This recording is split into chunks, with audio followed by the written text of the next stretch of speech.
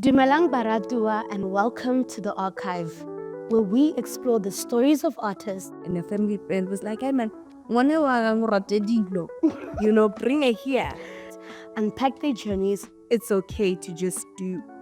For the longest time I struggled with if I did something and I didn't really get the result I wanted, it would be hard on me. And shine a light on their art.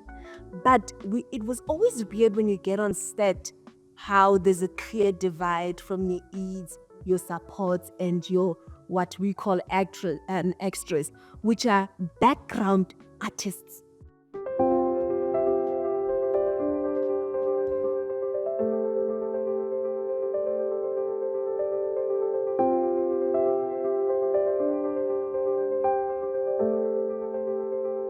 My name is Hope Mareka, as the founder and CEO of Archive Media House.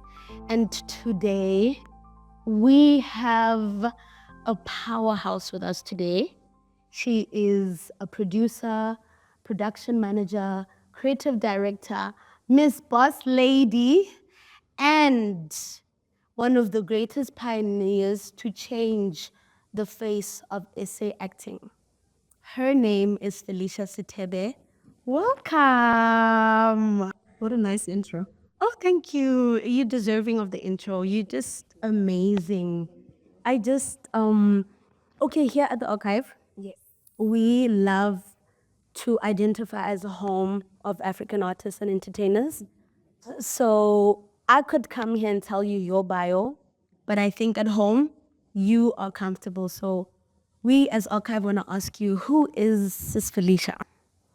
Okay, I love how you say home. I think art spaces are meant to be that, right? We're meant to come in, find a space, exist in it, and thrive in it. So thank you.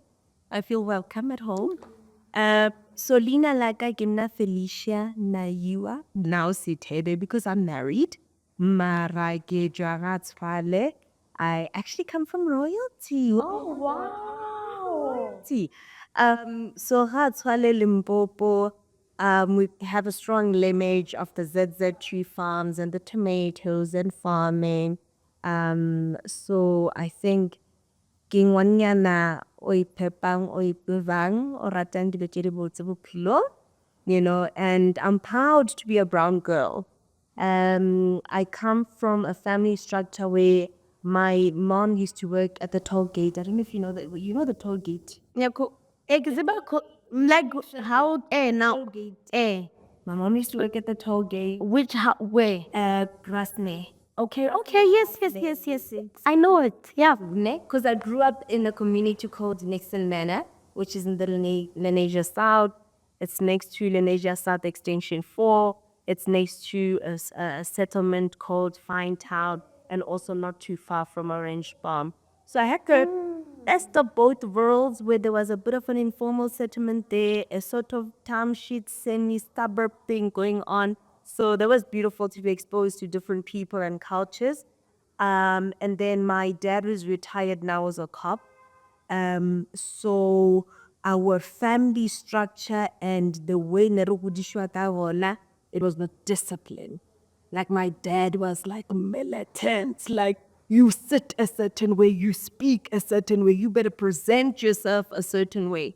I always tell people who he had this habit when he comes back from night shift, like maybe 2 a.m., 3 a.m. And then he just knock on my bedroom window, go, and then he jump up. You're like, what's happening? And then he comes into the house, is like, yeah, Urovich, what was happening to school today? Like, what happened? And then you need to take out your books. It's 3 a.m. You need to take out your books, take him through everything. If he had tests he wants to review, and if you sort of, I'm not going to say fail the test because he didn't give us that option, but let's say we didn't get good marks that made him happy, he would make you rewrite the test control. So that's how militant growing up it was for us. So I think my way of life has always been trying to live life straight. And I don't like lying. I don't like funny things. I don't like gossiping. I like into it straight. But I went to Sierra Nevada Primary School because we were in an Indian community. Then I went to Southview High. And then I went to UJ Banting Road. And then I lived with my dad for a while when my parents are separating. And I got introduced to the art at the age of, I think I was 14. But as a child, I was always expressive. I loved expressing myself. I loved doing a lot of things. And at that time, the place that introduced me to acting was an agency called M&M Casting. And they had acting classes every Saturday. And a family friend was like, hey man, bring it here. And I just, used to go there every Saturday. I fell in love with it. I met a lot of sort of community theater based people. So I'm a baby from community theater. So, from that, there's just that the spirit of ubuntu, togetherness, and just genuine love. There's no snobbishness, coconut vibes, pretending. No, everybody's real. And we used to travel a lot, would have shows in different provinces. So life for me, Monday to Friday was school. Friday evening until like Sunday late afternoon, I had rehearsals, I had my acting classes. And that's actually where I met Ayanda because he joined our acting community day. And I guess we hit off. But yeah, that's sort of me, how I grew up and how I got introduced to the arts. And then third year, varsity, when my parents were going through a separation, I was like, guys, Rastaman is too much for me. It's a lot. I can't deal with what's happening here. And at that time, I decided I'm going to take a break from school and started doing industrial theater. And that's, theater on the move, theater based on, creating awareness in a certain topic. And we traveled Northeast and Free State for like 4-6 months. Came back and I was like, Ndoda manje, kuzwenzakalani? Ngithi ushiya isikolo, your touring is done. What's your plan? And then I started stalking a lot of production houses and cinema groups. And I was like, listen, Lina Naiwa, I'm amazing. You just have to meet me. I don't have experience. Mareki amazing. So give me the opportunity to come volunteer, to intern. I'll make tea. I'll mop the floor just as long as I'm in there. And I think that's when my professional career started on the production side of things. And then the community theater side of things allowed me to produce for theater. So I would write the theater plays, I'd edit the script, and then I'd market, promote, and get in interviews on radio, produce it, the works. Sure. I'm actually tearing up. I don't know if you saw that. Because you're amazing. Like, you are like, I'm shocked. Because, I like to say gems, they are very rare. And once you like find the gem, you need to like appreciate it. And I think you're very rare. And your rareness is so beautiful. But anyways, let's get back. I want us to come here like, there's so much I want to ask you. Oh my gosh. Okay. I want to start here. Okay. This is a school picture of you. Yes. How old are you here? It's one of those kids that was so small, neck. So You don't really know, but is it primary? primary school, it's definitely primary school. I think I was in grade 6 or 7 here. Okay. So I was 12, 13. Okay. Yeah. Were you popular? Were you shy? I don't know if popular is the word, because that was never the intention, right? But okay, basically active. Okay. Yeah, because sometimes these popular groups don't. They not. I feel like popularity, when you're a child, is so dangerous. Yeah. Because I was popular, and I feel like when you're in that position, people always project onto you and tell you, okay, the popular girls are like this. So you start to like conform to the notion. And when you're not like that, it's like, well, what's happening? And then when you get to an older age, the popular girls are the ones that do the wild things. So it's just like, I don't know. But I hear what you're saying when you say that you would like the kid that like was active? I was very tomboyish. Okay. I was very tomboyish. Did you have a lot of guy friends or girlfriends? I had a lot of guy friends and girlfriends, but I think I got along with the guy friends because banyana raswenya man. And I just wanted to stay, scan the key, dip the tea and play. I wasn't about I don't know if that happened with you, but with us going on, we find a group of boys about lata. But yeah, when I trying to span by, I shabby. You're like, I'm not about that, So You just want to skate.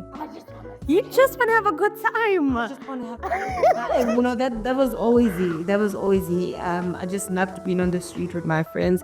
My dad did not play like that. So we knew, because my dad is a cop on a prima fast, and then we got to it just then you just run in the yard and just park it and then you book it. Very forecasting because he's gonna put you in class 1 club. Your dad. Yeah.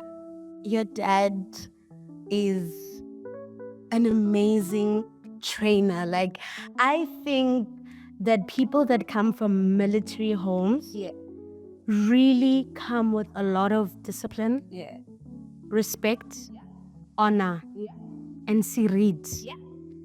And that's that's a part of you that I feel like your dad shaped, because from a young age you knew that, hey, either you are excellent or nothing. Like, so what is your relationship with your dad, and what's the thing that like you think that he has taught you that you carry with you? So growing up, I didn't really find the value or appreciate the relationship because he was so strict. So it was just like, Lisa, Coco, that's what it felt. But I think so I've got 10 siblings. Yeah. Yeah, I've got 10 siblings. 10. Are you the 10th one or are you 11? That question is a very interesting. Okay. 18 Okay. But I am the one child who benefited from a structure of having both parents in the house. So my mom is so sweet. Like, my mom is sweet. She's lovely. My dad is strict. So growing up, I didn't understand that. But when I think we started building a very strong relationship when I was 22. Our relationship shifted and became closer. And in that, I started seeing the value in what you were instilling in me. So respect is a big thing for me. I respect people. I see people. I appreciate people because I understand that the life we're living is very short. So hosano umo, like, it's always changing. So it's very important that you respect someone else, because tomorrow, hope I'm coming to you to pitch and I need you to commission something. I need you to come on board as a partner. I need you to hire me as a freelance producer. So I need to treat you right. So definitely from my dad, that element of discipline, self-respect, respect for others is, I think he molded me into that. And yeah, our relationship is stronger now, more open. And again, I'm an adult now. So I'm also able to be like, I'm there, you. It's not like before, I was just like, to everything. But yeah. When I listen to you, I hear a visionary. Yeah. Someone who is able to start something from nothing and it just blossoms. Yeah. Please, can you? So, okay. I smile because the amount of businesses that I have opened in our lives, and that fizzled out to nothing. Because growing up, people like yours, Tamba, I said, like, yeah, what's not going to come down your printer? Yes, I still like, So, I think he and I, from a foundation of best friends, have just always liked winning, thriving in life. I mean, we come from very different backgrounds, but the common thing is that we just wanted to succeed, do right by ourselves, our families and the units that surround us. So I just always liked thinking about something and seeing it actually come into action, and as a way to show how committed I am, as a way to see my passion through, as a way to inspire. Like what gives me great joy is knowing that each day I've contributed in a certain way to make someone else smile, to positively impact someone's life, to build, to support, to guide, to mentor.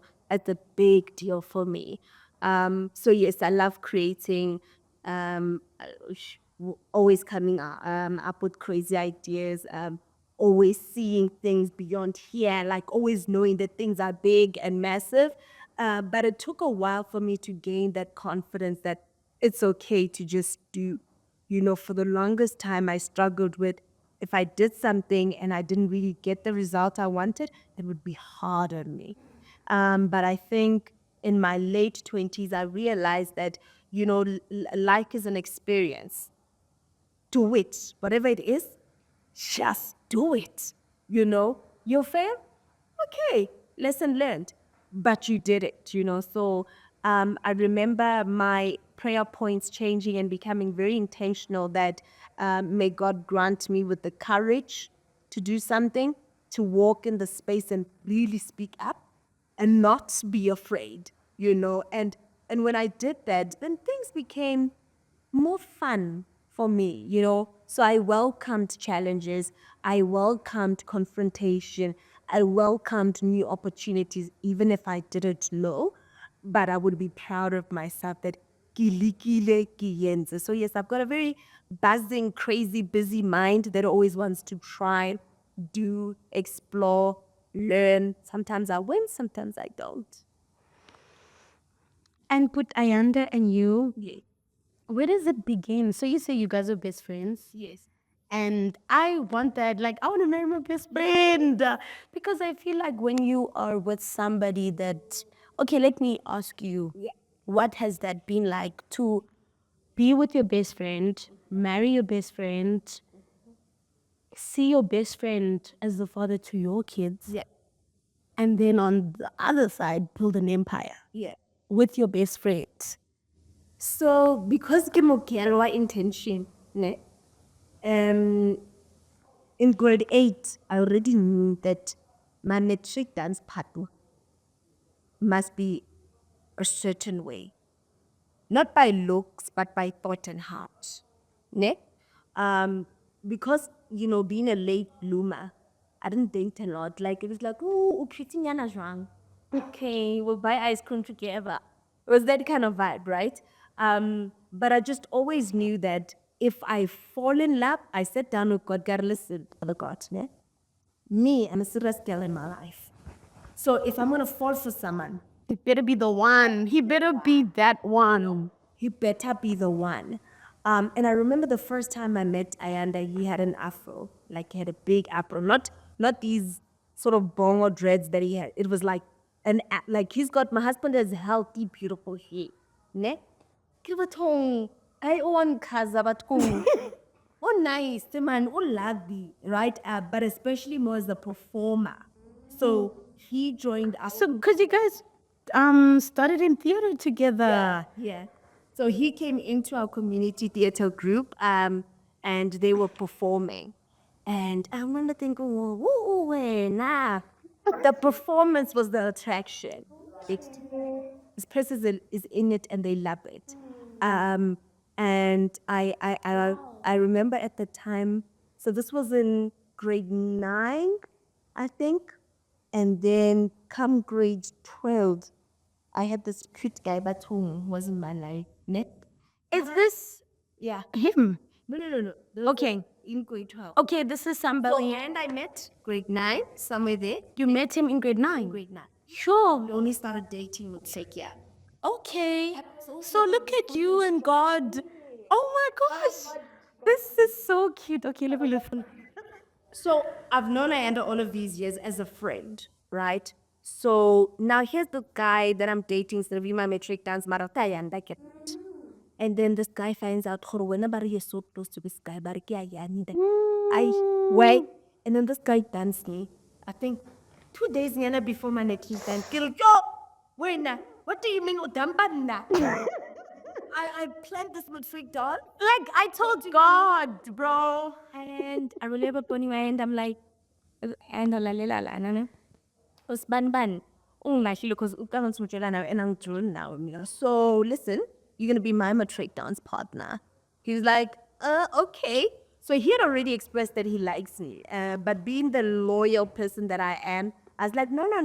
Maybe there's something new with this one. I'm gonna be with Ayanda, right? Because he came into pillow. But when that happened, and then Ayanda was my date, and I think that's actually the day we dubbed as our anniversary, which was the 30th of September in 2005. What? That's when we officially sort of like dated, and the dating was purely based on meeting someone who's so talented, and you find the beauty in that talent and knowing, wow, this person I can I feel like I'm learning, I'm challenged, I'm thriving, I'm growing. I like this. So that's what the attraction was based on, And I think we just realized, like I said before, Kota, we just love beautiful things. We want to be able to do things that impact people positively. And long story short, we've been together for 19 years now. Yeah. That's beautiful with two babies. They're so cute. And your kids are so expressive. They have like I was watching the YouTube channel and I was watching the potatoes. I love that. Like how have you guys like instilled the freedom for your kids to be themselves? I mean, it's not an easy thing. I think, when you grow up, you're like, okay, when I'm a mom one day, I'm going to parent a certain way. Then it happens and you find yourself sometimes falling into the same tracks that your parents could have fallen into, in terms of ensuring that you can express yourself. So I find myself like going through a back and forth unlearning of trying to be a very present, active mom. But one thing we knew and shared with Ayanda is that we want kids that are not afraid to come into a space and dominate and not be shy to express themselves. I mean, when Minenke was a baby, and would do a diaper change, and then she'd go through the diaper in the dust, and she'd come back and be like, yeah. Like would celebrate in the house like such a big deal, like she's achieved and she'd be so happy. Because for us it was like you need to find a safe zone. Go high. Your parents must be your biggest cheerleaders. So when they're performing at school, when they're doing a presentation, You like you wanna I am that mom. I will stand, I will dance, I will shout, I will make a big deal for my kids. Because if I'm not their biggest fan, then who will? And they need to know genuine support and love straight from their base. So that's a big one for me. Sure. And this energy and this safe space that you and Ayanda have built has now been a safe space for actors. Yeah. And the unity that you hold in your household has created unity in an industry that didn't have it. And I'm talking about actor spaces. Can I share my actor spaces experience? Okay. I studied acting in Cape Town, and I didn't want to be an actor. I just wanted to be what I'm doing now. I wanted to be a host and a presenter, and like the route was non-existent. How do I become Bonang Matiba? She's my role model. How do I get to that place? Because there's no school for that. There's no road to follow. And my parents already were like, girl, you're going to school. And I was like, what am I gonna do? And my allo teacher, I went and wrote on my pages that I'm gonna study genetics. Okay. And my teacher was like, girl, genetics, where now? And I was like, girl, I'm smart enough. What do you mean? And long story short, I studied drama, acting, And in second year, something happened, and something was happening on the inside of me that changed me, and I could act. I was like, okay. And now in third year, like we're looking for agents, and we like now want to get in the industry, and I'll be on your guys' page every day, like, oh, and that damn demo. And I remember this was before Tuso was Tuso, and she was still on Istunzi, and there was like a feature you guys did of her. I think she was wearing like a white tee and the box. I was like, one day, and a few years later, acting career was very difficult. And I now get a call from my agent, and they like, Actor Spaces wants to audition you. I'm like, what? That's crazy. And in that audition room, I was so nervous. There's cameras, there's lights. The directors are standing there. You at Actor Spaces, and in the waiting room, I'm sitting with Rosemary Zimo. I'm like, oh my gosh, what am I doing here?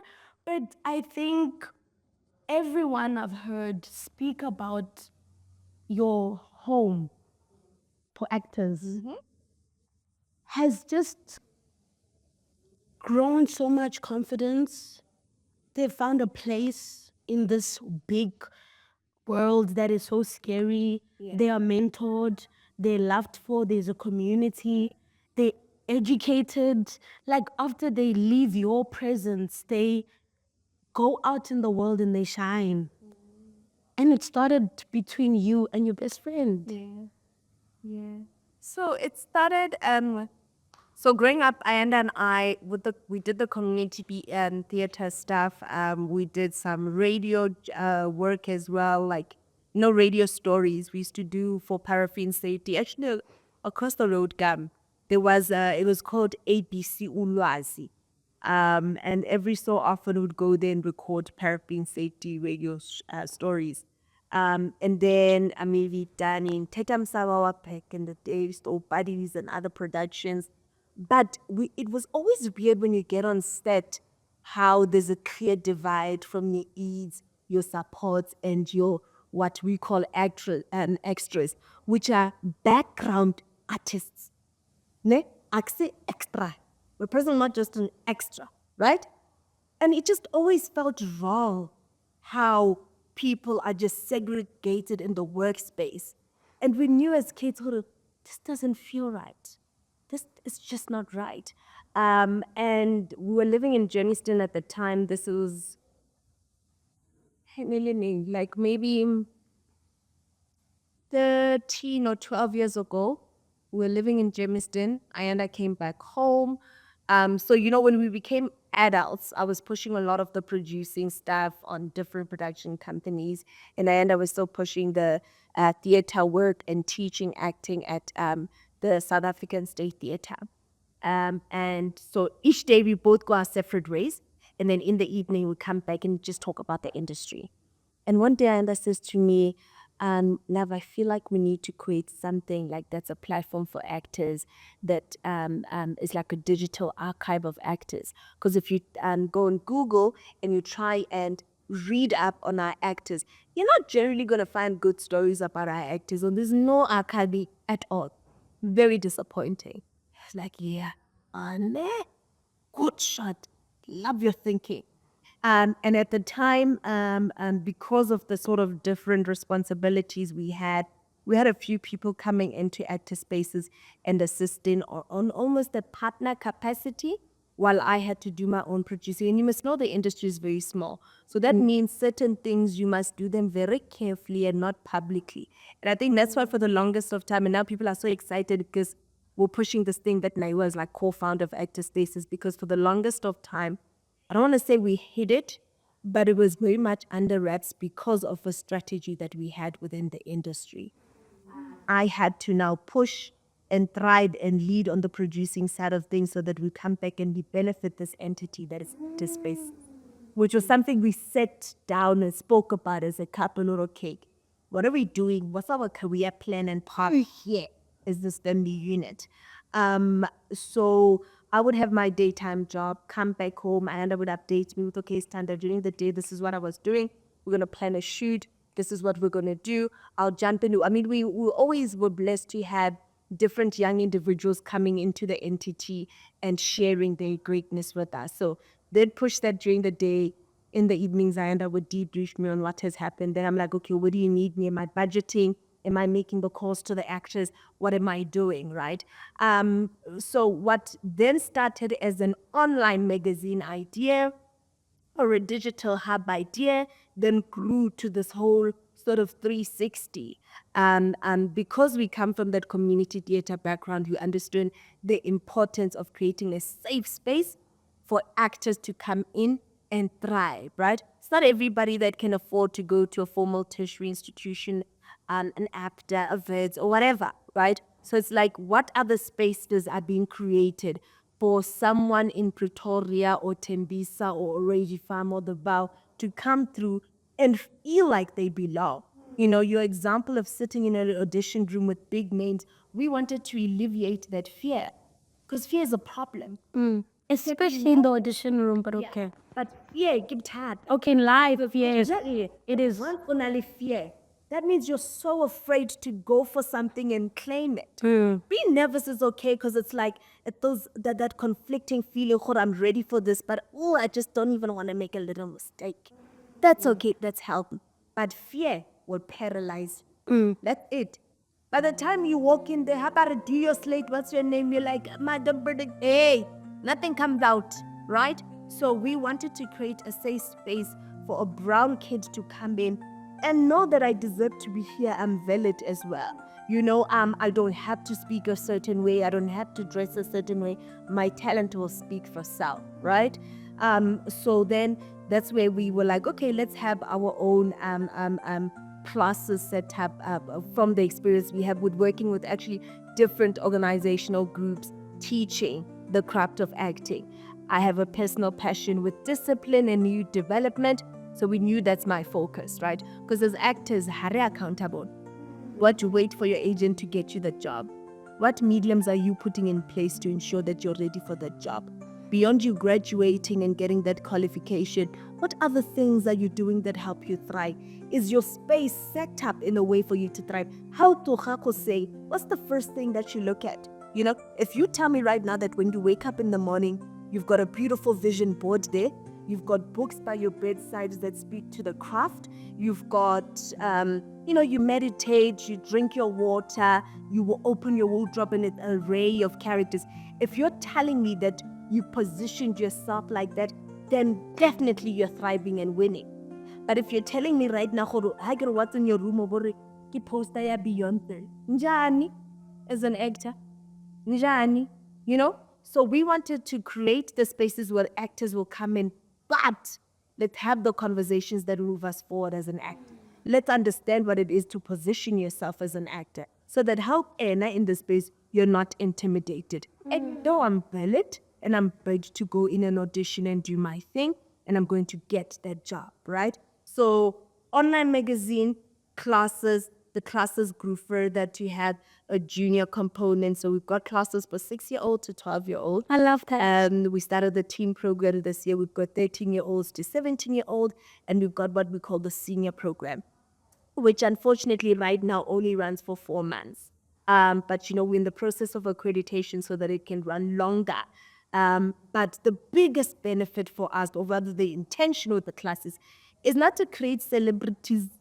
The intention of the classes is that you walk out of there with a strong backbone as an artist, that you walk out of there knowing well, that you walk out of there understanding that you are accountable for the success of your career, that you walk out of there knowing that the opportunities are there. It's for you to claim them, play around with them, grow, thrive, and engage with the industry so that you're not sitting in the corner and feeling like the industry is blocking you out. Of course, there are politics in the industry. Of course, there's blacklisting. Of course, there's all of that. But when I, as an entity, can you sit comfortably and say, this is what I've done to build myself and contribute in the industry? If you can say it, then I can tell you why you wouldn't be thriving.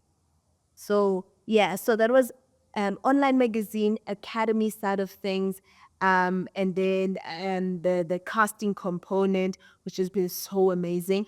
So we started casting during lockdown. literally online during lockdown. So how did you guys like learn about it? Like, obviously you guys are in the industry, you've been there for so long, but now I feel like with casting, it's like you have to have a very good relationship with your intuition. Yeah. And now you guys are casting some of the most incredible TV shows, Netflix, Showmax, Amazon, everything, and you get to choose who we see. Yeah. Yeah. I mean, it's important to note that, because sure, we, I think people often forget when they're now reading about actor spaces or who we cast this, we get Retwa Kole. We come from a time where there are a lot of people who didn't believe in what we wanted to do because we're just these two young kids that think they know it all. And, you didn't get a lot of support. There was a lot of pushback, but you remain consistent in it. And I think that's why, as an individual, I am so committed to plug in where I can when there are such amazing young individuals such as you and your entire team that are like, oh, please come, let's have a chat. Oh, please come, let's collaborate. Because I understand what it is to start something and not have a lot of people believe in it.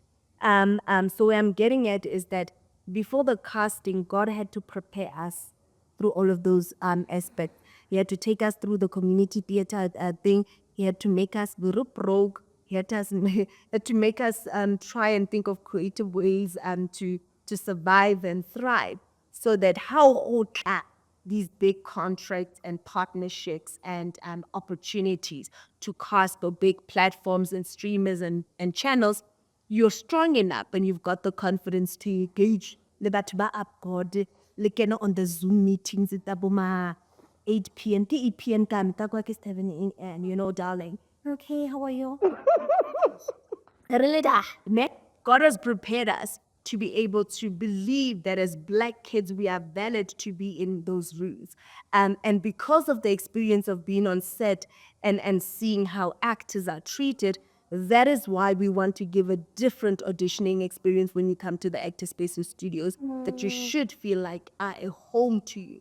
We set it up for you to win. We know already coming in utsugile. We know chances are you've taken 3 taxis to get there. So fupulezi, utsugile, mala ilona ayeta dilo, because when you're nervous. Yeah, yeah. So we know all of that, right? So we want, the minute you walk through that big sliding door, may your senses be alerted. May you be at calm. We're very intentional. That's why we've got plants everywhere. That's why we've got plants everywhere. Because we know It's also that the design, it's light, there's windows, there's air, there's art. Even like in the waiting room, there's sweets and like fruits. I'm like, I don't have time to eat. Someone is like, do you want? I'm like, no, I need to learn my lines. But you've curated this space of like, you're welcome. have to. You have to. Because if the space is structured in a way for you to win, that's all you need to focus on, winning. But if you get to a space where already ishpatung, um, ugh, I'm sweating, I'm tired, I don't even have aman, have your water, have a sweetie, calm, breathe. Do you need to go to the ladies to pat yourself a bit? Whatever. So in understanding that we have a very curated process around our casting process. And then obviously with the online magazine, the biggest thing is to be able to highlight, showcase, and celebrate some of our talent, which is something we take personally. I mean, we dream about our concept. So at Actor Spaces, you must know I wear like the producer hat, operations hat. I am there's more on the creative side of things. So it's like, how do we merge the two to ensure that we can create a conducive environment? And I thank God for our beautiful team. Like, I love them. amazing. They're talented, they're nice, they're funny, they're so, and all of them, the girls and the boys, like all of the people that I've met that work at Actors Places, they are so, I don't know, I think within themselves, they've learned how to be positive Yeah. and show up in a way that is like confident, but they're not cocky. No, you can't be. And you must always remember, Mobo Pilong, all he had is this self. You need to always put self out the best way possible. For others as well. Skaba selfish, got the light that you had. Put out the greatness in you to other people. Contribute to someone having a good day. Doesn't take away anything from you, from greeting someone or hi, how are you? And then mean it. How are you? Mean it. Don't have that these days, So we, again, we pray for the team that we work with. We're always saying to God, please align us to the right and like-minded and like-hearted individual. How can we come to naling dunya na just na seremba na tiro sa tuburo vang? Tata mo di mo unsite. Big thing for us. It is a big thing because I feel like who you surround yourself with, you become. And this is a huge vision, a global vision. It is. And if you're coming and you're not, I read a quote recently that said, make sure that the people in your boat are rowing and they're not drilling holes. Yep. And I guess that's where the discernment also comes in, right? Because sometimes we need people at face value. And you think you're going to build together. We're not gunning for the same thing. So you're spot on that. It's very important that if you do see and feel and believe you've got the right team members, you pray for God to keep that, But also it's good to acknowledge that, in a team structure, it will always change. You'll have different individuals coming in and out of a company. Good. People must explore other things. People must go out and maybe come back and contribute. But because we're such a small industry, it's very important that you're consistently intentional about building healthy relationships. So that if for whatever reason, you've got a reshuffle in your team,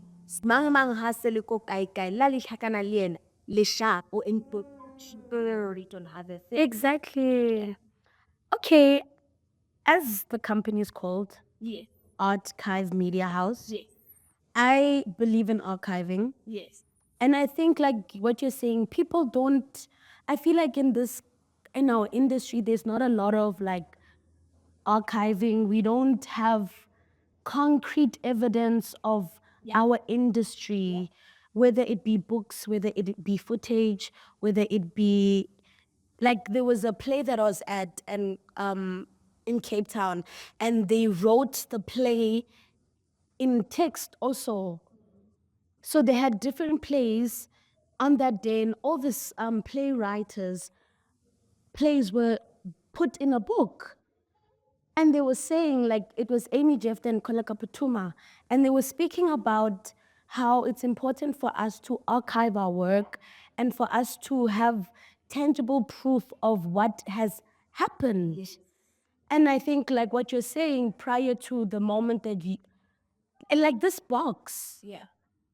this box, how I thought about it last night, I was like, on Instagram, there's the verified blue tick. Yeah. This box acts as that. And you've archived so many people that if we need to look for an actor, we go to you and you give us this actor, and you have not only archived the strengths, you celebrate them, faces, like you have your actors of the week, you have the rising stars, even when there is somebody's death. Um, Everybody's sharing active spaces poster, but other industry organizations made. But when we speak of an actor, we report through you. And what does that mean for you and the rest of the organization to archive these people? So a calling is a responsibility that's just it put on you, and somehow God will ensure that you can see the task through. So it means a great deal to us that God found us so fitting to be the individuals or a catalyst that will be able to move the industry forward. We understand that we are but just a a part of someone's journey, a part of an artist's journey. A destiny helper. Yeah, maybe. Okay. Could be. No, You know? it is. Yeah. Uh, it is a big, big responsibility, but God somehow finds a way for us to see it through. And because we understand, we've worked with so many legends in the industry who sometimes speak to us and they're like, Wanaka, the industry doesn't see us anymore. It's like we don't matter anymore. And it is us that have created a change in our scope, in our sphere, in our world. So, where we can celebrate an actor who's contributed to the worlds that we're living in today, we must, especially for our people. We must shout for our people. People must know. We must make a big fuss and a big noise that Mang Mang Ona was the first person to do this and that, and this is how they've contributed through their craft. So that's it's a big thing for us. I think this is gonna be, we're leading to the closing, and we can't have you here not speak about women empowerment. Yeah. It's in your fabric. You ooze it. You ooze girlhood. Do you know that saying? So girlhood is like a girl's girl. Yes. And a girl that just believes in women and celebrates. Because I feel like there's people that are powerful as women, but they're not girls. They mean girls. So I think you're a girl's girl. And like, what does women empowerment mean to you? So women have always just shone through in everything that they do. But I grew as such ladies about it. So we do these great things, and when we go back in our corners, we'll fix something and then we'll go back in our corners. But I think now we're going through an exciting era where it's like, we're like, dala nga corner, beningang bon. Hangla. You know, it's a big deal to me because I've been in rooms where, I always make this example where I found myself in big boardrooms and I communicate myself, and you find the nail say, "Oh, is this what you're trying to say?" No, it's not what I'm trying to say. It is what I'm saying. So the thing is real. I've been in situations as a mom coming back from maternity and not having the workspace structured for a new mom who just came back from maternity leave. So I understand the lack of. So obviously, I have to commit myself in filling those gaps so that more and more females are thriving and actually shining with all the things they've been doing.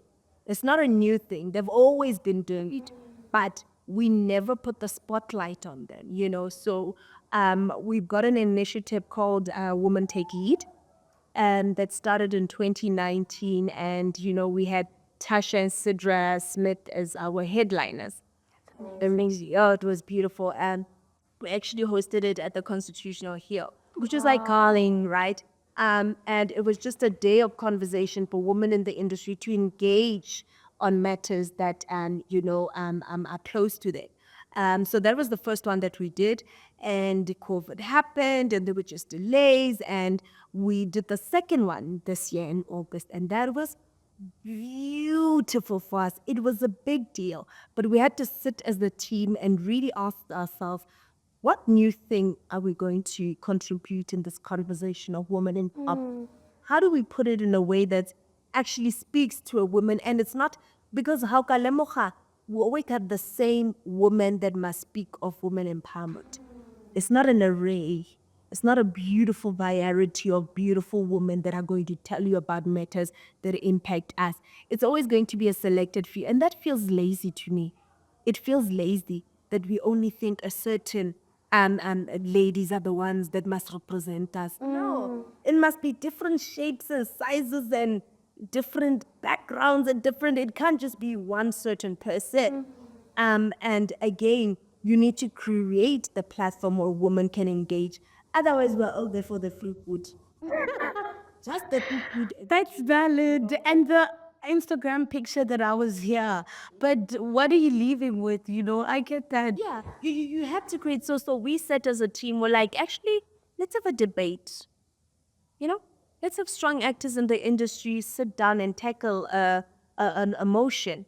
Let's speak about things and really share what it is that we think, but also let it be a conducive, positive environment. Harem more because of what you said, here's emotion, and we're all going to debate on this emotion, the emotion that's put on the table. And ultimately, do we agree? Do we disagree? But the biggest thing is to continue the conversation out of the confines of this clicks, this like in your taxi, in your Uber, in your car, you should be able to say, yeah, man, Hope made a valid point. Actually, I never saw it that way. So for us, it's to create the environment that's comfortable and safe enough for our female actors to thrive and get into honest conversation that moves us forward. Sis Felicia, Yeah. you're amazing. You're amazing. Team is amazing. Oh, thank you so much. When it's all said and done, what do you hope that you leave behind? There was a time 2 years ago. 2 years ago, I had a health scare, and it was a big health scare. I was in ICU, and we didn't know what's what. And I remember sitting here and thinking, shit, if people were to read my obituary, right? Hatlore, ke batla ba reng? Would I be proud? Ke dimpimole hebele, ke ba mametse, ke re ba tlo read that. Will I be proud? Like, batlo reng ka nna? And it was very important that everything I do has some sort of level of thinking it through, right? And for me, how nana lina lana yua. Ke nyaka motho a nne an individual who cares, right? Who genuinely cares for impact, for change, for character building. I'm not talking about the characters that we put on as actors. I'm talking about stealth character. It's happy when you come into a space. So I was like, when they read that obituary for my kids, because they tell an so it's like, when they read this obituary, I want my kids to say, us, that's our mom. Yes. I want them to say Felicia committed to everything. Naiwa Hari, yes, she's gonna see it through. I do not do anything half-baked. Then it's a no. I am not going to do anything half-baked. I end up will tell you, be like, I'm like, no. If I said yes, I'm going to commit and I'm going to see it through. Farali. That's a big thing. So for me, all you have is your word, is your name. So think about that.